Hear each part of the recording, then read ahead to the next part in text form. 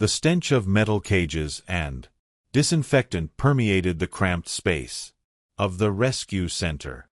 In the dark corner of a small cage, Storm's yellow eyes glimmered, not with hope, but with a wildness full of caution and fear deeply embedded in the creature's soul.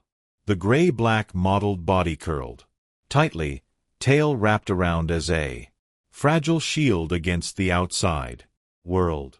The rescue worker tapped gently on the information card in front of the cage with a somber expression. This was Storm's last chance. This hybrid bobcat had been through 5 different families, none keeping the animal for more than a week. Tomorrow, Storm would be transferred to the zoo if no one adopted the troubled feline. The information card was brief but haunting. Storm, female bobcat hybrid, approximately 3 years old. Reasons for return: bit children, destroyed furniture, attacked other cats, untrainable, attacked owners. Death sentence already signed for this unfortunate creature. My husband, Alex, stood motionless in front of the cage, his eyes never leaving Storm. There was something in his gaze that worried me. The same look he had when seeing the old car he was determined to fix, or when looking at the dilapidated house we currently lived in.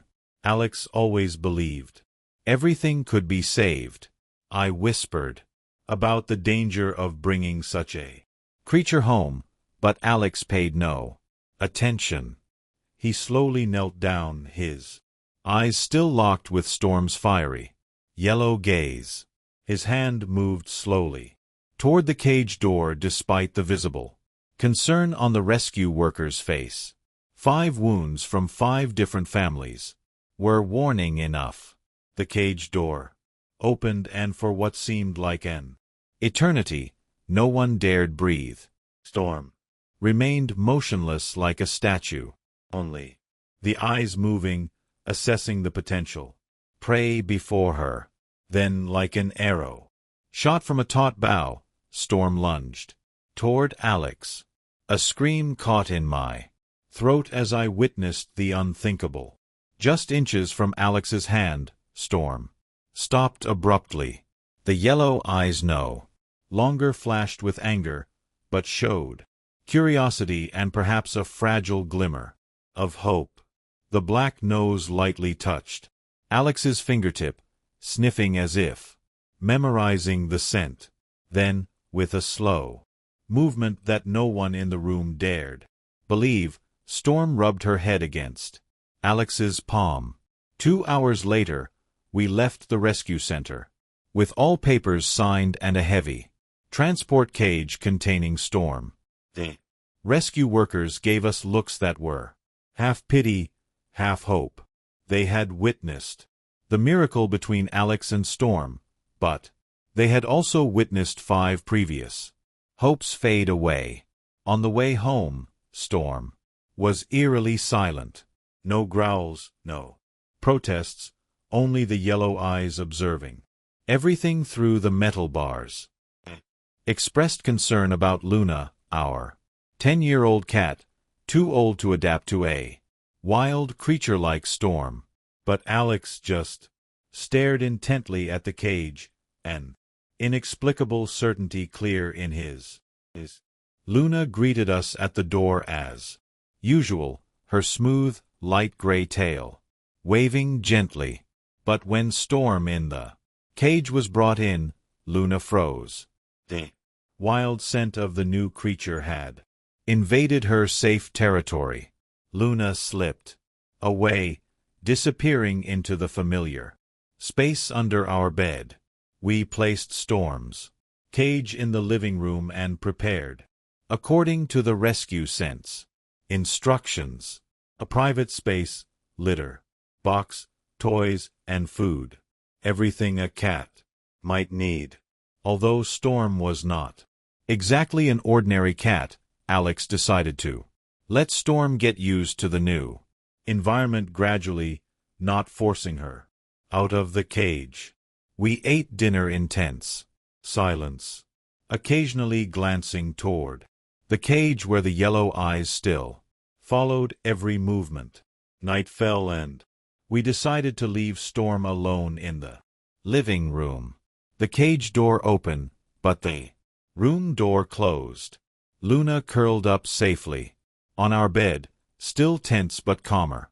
The clock struck midnight when the first noise rang out. A crash followed by the sound of claws scratching on wood. Jumped up, but Alex was faster, running toward the door. I followed, my heart racing. The scene in the living room was a nightmare come to life. Storm had escaped the cage and turned the room into a battlefield. The sofa was torn, white cotton fibers covering the floor like snow. The curtains had been pulled down, the vase broken, and water spilled on the floor. And amid all the chaos, Storm was climbing up the bookshelf, knocking books and photo frames to the floor. Anger and despair welled up inside me. When Storm heard us, she whirled around, back arched, fur standing on end, and a terrifying growl emanating from her throat. I begged Alex to return Storm the very next day, pointing out the devastation she had caused and the potential danger to Luna. But Alex didn't move. He looked directly into Storm's eyes, not with fear or anger, but with understanding. He explained that Storm was scared, reacting instinctively to a strange environment. Then he decided to stay there with Storm, asking me to go back to the room with Luna. Through the door crack, I watched Alex slowly sit down on the floor amidst the wreckage. Storm was still on the shelf, still growling, but no longer destroying things. Alex didn't approach, simply sat there, back against the wall, eyes closed. Time passed. Could have been minutes, could have been hours. Storm moved around the room, occasionally letting out small growls, sometimes scratching at furniture, but with diminishing intensity. Alex remained motionless. When the first light of dawn filtered through the window, I opened my eyes, not remembering when I had dozed off. Immediately rushed to the door, worried about Alex. The scene that greeted me was one of the moments I would never forget. Amid the devastated room, Alex lay curled up on the floor, sound asleep, and pressed against his back. Also sleeping was Storm. No more aggression, no more fear, just an exhausted creature who had found a bit of peace beside the first human who hadn't abandoned her. A week passed with small changes in the household routine. Luna had found secret pathways to move around the house without ever encountering Storm. High shelves under cabinets and the space beneath the bed became Luna's safe territories. Storm, on the other hand, occupied the living room, where Alex spent most of his time, reading books, working on his laptop, or simply being present beside the gradually taming wild creature. I still kept a safe distance, although Storm no longer destroyed furniture and had learned to use the litter box. Those yellow eyes still watched me with high alertness. I was a threat while Alex was safety. That was the clear boundary Storm had drawn. Alex reassured me that Storm needed time. After going through 5 different families, she didn't trust easily. She needed to see that we wouldn't abandon her like the others. That morning, as I was preparing breakfast, strange sounds came from the living room. A small growl, then a terrified cat scream. My heart nearly stopped when I recognized it as Luna's voice. I ran into the living room, and the scene before me froze the blood in my veins. Storm had cornered Luna, back arched, fangs exposed, ready to attack. Luna, old and frightened, cowered, tail tucked down, eyes wide with terror, shouted Storm's name, running toward. That was a mistake.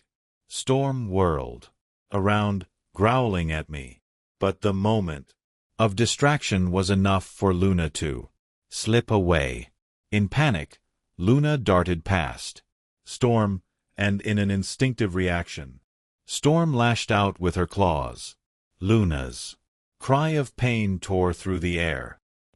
Screamed, rushing toward Luna, who lay flat on the floor, blood flowing from a long wound on her side. Storm backed away, but not out of fear. The yellow eyes still blazed, ready for another attack. I called for Alex through tears, holding the trembling Luna in my arms. Alex ran in from the backyard, his face changing color as he saw the scene.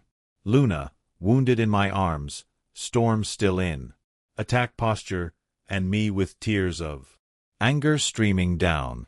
I demanded Storm had to leave immediately, regardless of where she would go.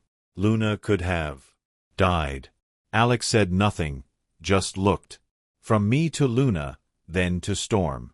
With a quick decision, he took the car keys and decided to take Luna to the vet, asking me to stay home with Storm.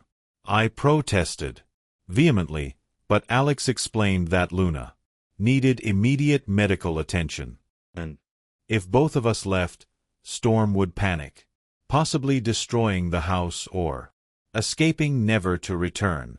Though disagreeing, I reluctantly agreed, handing Luna to Alex. Alex instructed me to keep my distance from Storm, not to try to approach her, just to leave her alone. He promised to return as quickly as possible. When the door closed behind Alex, I stood there alone with Luna's attacker. Storm was still in the same position, but her posture had changed. No longer in attack mode, but on high alert. I could see confusion in her eyes, as if she too didn't understand why things had escalated this way. Retreated to the kitchen, keeping a safe distance, but still able to observe Storm. Time passed in tense silence. Storm slowly moved to the armchair where Alex usually sat, climbed up, and curled into a ball, eyes never leaving me. 3 hours later, when the door opened and Alex walked in with the transport carrier, I was still sitting in the same spot and Storm was still watching from the armchair. Alex announced that Luna would be fine. The wound wasn't as deep as we thought. The vet had stitched it up and given antibiotics. She needed rest but would make a full recovery. Though relieved at the news, my anger hadn't subsided. I demanded a serious talk about Storm. Alex nodded, but instead of sitting down with me, he walked towards Storm. I wanted to stop him, afraid Storm was still in an aggressive state, but his eyes signaled for me not to worry. Storm didn't react. When Alex approached, the yellow eyes only followed his every movement, but there were no signs of aggression. Alex sat down next to Storm, and slowly he reached out his hand. Storm didn't rub against his hand as usual, but didn't avoid it either. Alex explained that he understood how I felt. Luna was our family, had been with us for 10 years, but Storm also needed a family. I countered that Storm had attacked Luna, but Alex believed it was because she was afraid. Luna had inadvertently invaded her space, and Storm didn't understand that this was Luna's home. She was only protecting the territory she thought was hers. Pointed out that this was exactly the problem. Beeped in Ron. Storm wasn't an ordinary house cat. She had wild instincts and didn't belong here. Alex asked for more time, just a few more days, and promised that if he couldn't create change, we would return. Storm. I wanted to refuse, wanted to insist that Storm must leave immediately. But when I looked into Alex's eyes, I saw something that made me unable to say no. It wasn't just stubbornness. It was a deep conviction that he could do something that 5 previous families had failed to do. Agreed to give him 3 days with the condition that if afterward Storm still couldn't coexist with Luna, she had to go. Luna was kept in our bedroom away from Storm. I spent most of my time beside Luna, stroking her soft fur and apologizing for letting her get hurt. Alex, meanwhile, stayed in the living room with Storm, only leaving when necessary. On the second day, Alex called me out to the hallway, suggesting I bring Luna if possible. I protested adamantly, thinking he had lost his mind when proposing to bring Luna near Storm again. But Alex assured me he wouldn't let Luna get hurt again and asked me to trust him. With worry and doubt, I gently picked Luna up. She was still weak, but able to move. I slowly opened the door, ready to slam it shut if I saw any sign of danger. Alex was sitting on the living room floor, and on his lap was Storm. I immediately backed away, but Alex signaled for me to stop and asked me to look more closely. Storm wasn't looking at us. Her eyes were closed. Her body relaxed under Alex's, and she was sleeping with no signs of aggression or alertness. Alex explained that Storm had exhausted herself after a sleepless night, constantly pacing and looking toward our bedroom door. He believed Storm was worried. I was skeptical about Storm's ability to feel worry or remorse. How could a semi-wild creature have such complex emotions? But as I observed more carefully, I noticed something different about the way Storm lay. No longer the usual alert posture, but a complete surrender, as if she had lost all energy for defense and aggression. Alex suggested a bold experiment. He wanted me to sit down beside him with Luna still in my arms. Hesitated, but eventually slowly approached, all senses tense, ready to react if Storm showed signs of waking and attacking. When I sat down next to Alex, Storm opened her eyes. The yellow eyes immediately searched for Luna, and I felt my body stiffen, ready to protect Luna at all costs. But what happened next shocked me. Storm looked at Luna, not with a predatory or hostile gaze, but with cautious curiosity. She slowly lifted her head from Alex's lap, but didn't move further. Luna, in my arms, also looked at Storm, the wound on her side still visible under the bandage. Alex gently stroked Storm, whispering words of comfort. Then, with a slow but steady motion, he extended his other hand to stroke Luna. The two creatures, one wild and one tame, both watched Alex's hand as it moved from one to the other, as if he was building an invisible bridge between them. Time passed in tense silence. No one dared breathe deeply, afraid of breaking the fragile balance. After what seemed like hours, Storm did something no one expected.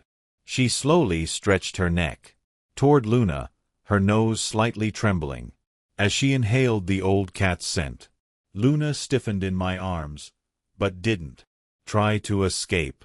Then, with astonishing gentleness, Storm lightly licked Luna's ear once before lying back down on Alex's lap, eyes still open, but no longer alert. In that moment, I saw what Alex had seen from the beginning. Storm wasn't an untamable wild animal. It was an injured, frightened, and lost creature trying to understand the world around her with the limited tools she had. The rescue center sent Storm's file, revealing a heartbreaking truth. For the first 2 years of her life, Storm had been kept in a cramped cage at an illegal breeding facility, only released to perform for visitors. Photos showed an emaciated Storm, her eyes filled with fear in a cage so small she couldn't stand upright or turn around. On the back of a photo was a cold note. Specimen number 17. Untrainable. Too aggressive to display, recommend disposal. Alex immediately destroyed everything in the house that could be considered a cage, from the transport carrier to lit laundry baskets, sliding door closets, even the kitchen trash can. That evening, he placed the metal fragments from the destroyed cage on the living room floor before a Storm. When she recognized what they were, her body stiffened, fur standing on end. Small growl escaped her throat, not anger, but fear. Storm did something that astonished us. She clawed at the metal, leaving deep scratches, then bit the metal as if wanting to destroy it completely. Alex didn't stop her, just witnessed Storm releasing years of accumulated anger and fear. Afterward, he buried the metal fragments in the backyard while Storm watched, like a ritual burial of a painful past. That night, a storm hit. A scream woke us, a sound unlike anything we'd ever heard. From Storm, we found her rolling on the floor, clawing at herself, eyes open, but seeing nothing, as if she were somewhere else entirely. Alex held Storm tightly despite the sharp claws digging into his skin. He didn't let go, just held tighter, whispering soothing words. Gradually, Storm's struggles weakened, until she lay still in Alex's arms, her entire body trembling. That was Storm's worst crisis, but not her last. In the following weeks, she still occasionally had moments of panic, especially during thunderstorms or loud noises, but each time we were beside her until the nightmare passed. Gradually, the crisis became less frequent. Storm began seeking us out when she felt a crisis coming rather than facing it alone. That was major progress, a sign of developing trust. One quiet evening, Storm jumped onto the sofa and, instead of sitting next to Alex as usual, rested her head on my lap. I placed my hand on Storm's head, and she didn't flinch. Instead, she closed her eyes, a small purr emanating from her throat. In that moment, all remaining doubt in me dissolved. Storm wasn't just Alex's pet. She was part of our family with all her wounds, fears, and fragile trust.